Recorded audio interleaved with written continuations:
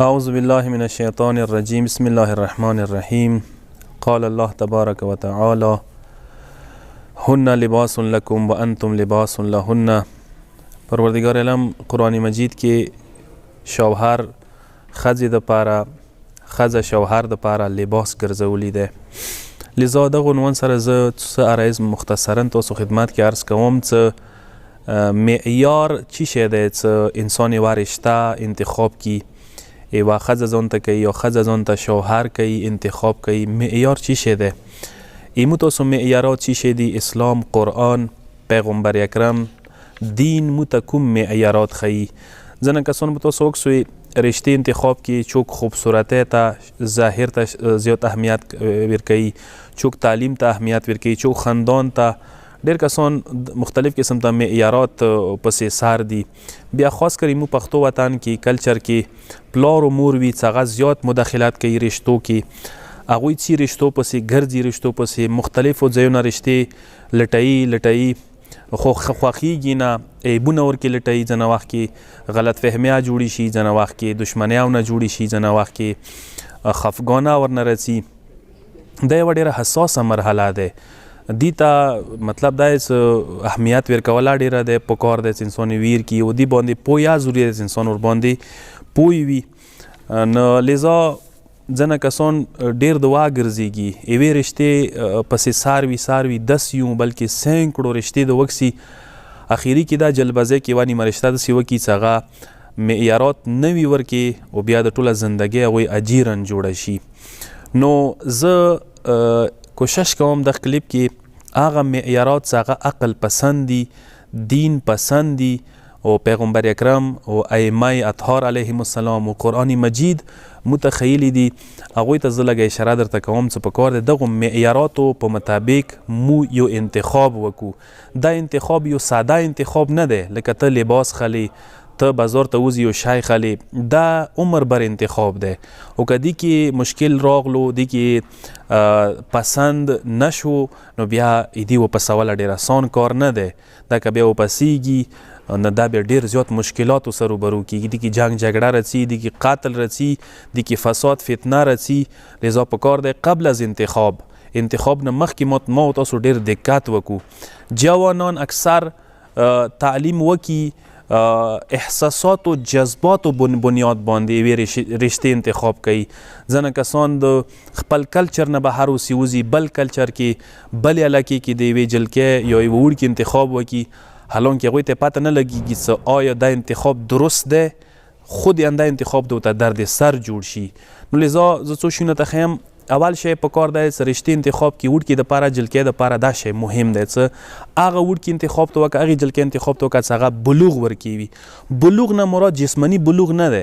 بلوغ نه مراد دا چې میچور وي لکه موږ ورته انګلیش کې یایو. یعنی مطلب دا چې هغه زندګۍ اصولو باندې پوهېږي، ذمهداریو باندې پوهېږي، هغه سطحي نه وي، هغه وړو خبرو سې نه وي سر، هغه وړو خبرو ته اهمیت نه ورکوي، هغه زندګۍ باندې پوهوي داسې جلکې، هغه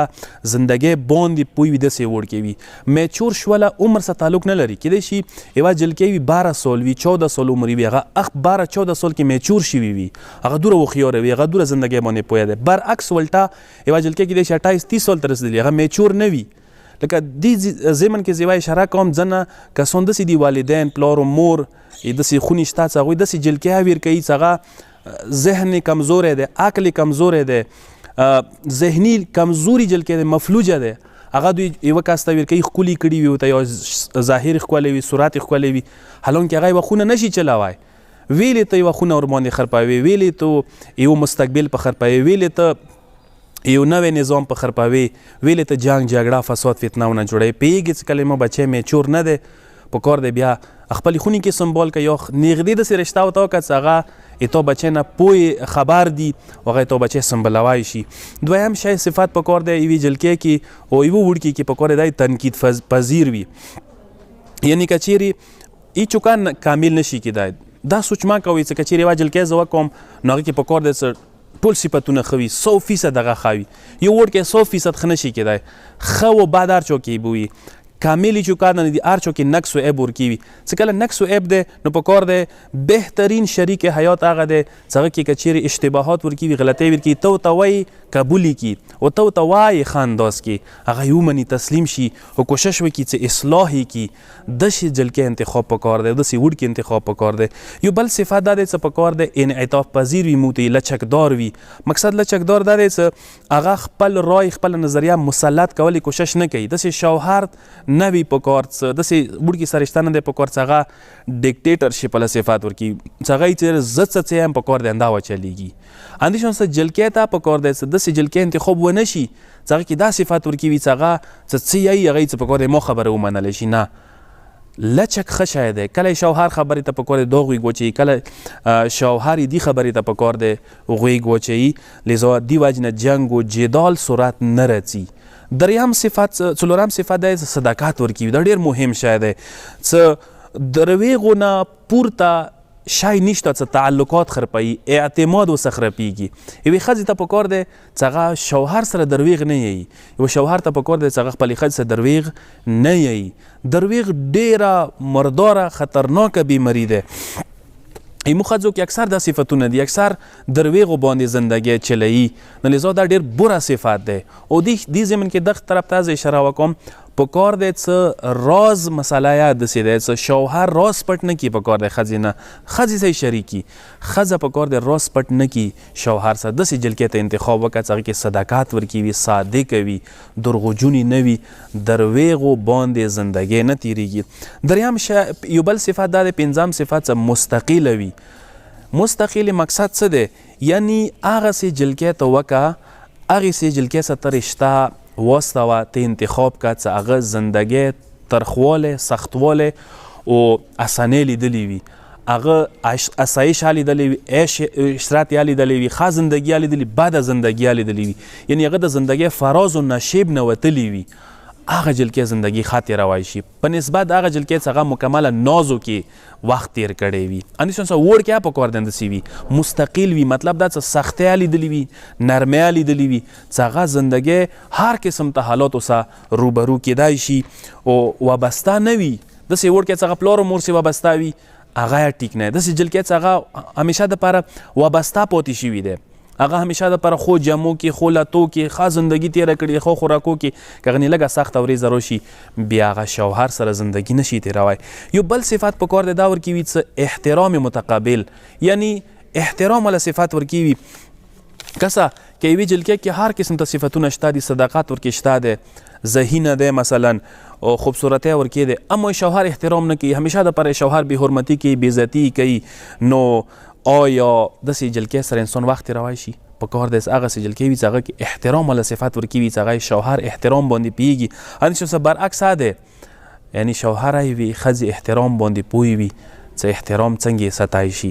یو بل شی څه ډېر مهم صفت دی همدلی او یکدلی دی پکار دی شوهر منځه ښځې منځه همدلی وي یعنی داسې جلکې انتخاب ته وکړه چې هغه یکدل وي د سر نظریه د سره میلاو وي چې هغه ډېره ضروري دی ویلې څه مشترکه اهدافو حاصلولې دپاره همدلی ډېره ضروري شی دی چې کله یې تا نظریه یې تا سوچ هغه سره میلاو نه دی نو مشترکه اهدافو ته رسېدی نه شو او بله خبره دا څه تاثیر گذاره وي داسې ښځه ته وکړه چې هغه کې تاثیر گذارۍ والا صفت ورکوي یعنی څه کومه تا فیصلې دي تا څه کوم مثلا فیوچر په باره کې پلانینګ دی هغه کې اثراندازه وي ځنه داسې جلکې دي چې هغه سره رای نه لري سره نظریه نه لري سره سوچ نه لري داسې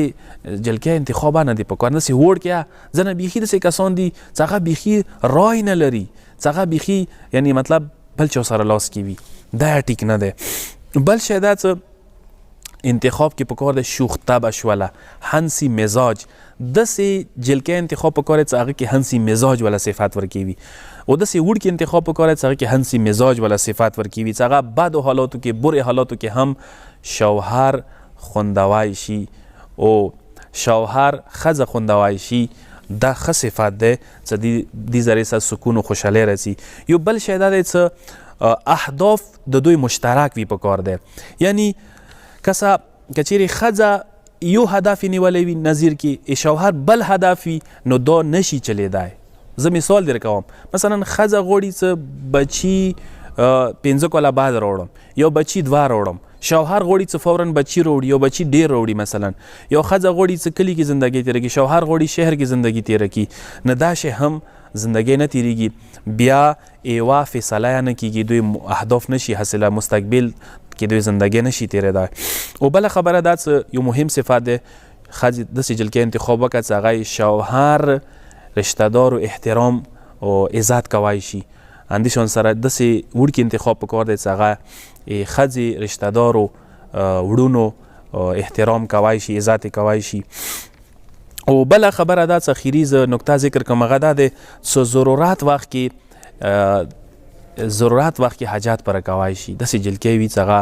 کله څه شوهر ته انتهایی مجبوري شوه، انتهایی ضرورت وخت شو، څه خلته مشکل شو، هغه مشکل کې ورسره قدم کېږدوای شي. داسې شوهره داسې وي څه ښځې ته که ضرورت پېښ شو، یو حاجت یې پېښ شو، نه ضرورت و حاجت کې پکار دی ښځې ضرورت پوره کړي، حاجت یې پوره کړي. مثلا ځینې وخت کې داسې تنګ دستی رڅي، ځینې مشکل رڅي، څه ښځې ته پیسو ضرورت شو، کپړو ضرورت شو، بل شي ضرورت شو، پکار دی ته هغه ځای کې هغه سره دا مدد وکړي، چونکې همدغه وخت وي چې ښځې زړه متېږي شوهر نه، هغه همدا وخت وي. شوهر زړه څه ښځې نه متېږي، هغه همدا وخت وي چې کله ضرورت وخت شو، نیاز وخت شو، احتیاج وخت شو، مشکل کې شو، چې کله یو بل ته لاس نشي ورکوی، یو بل مشکل نشي وباسئ، نو هغوی خپلو منځو کې زندګي نشي تېرولی. کوشش وکړو ما و تاسو احساساتو جذباتو نه هټ کر یو صحیح انتخاب څه کله وکړو، ښکلې زندګۍ، درسته زندګي، روشن مستقبل به ما و تاسو وي. که نه درست انتخاب د وکړو، جذباتو سره د وکړو، ټوله زندگی به د خراب وي، ټوله زندگی به د تباه وي. والسلام علیکم ورحمت الله وبرکاته.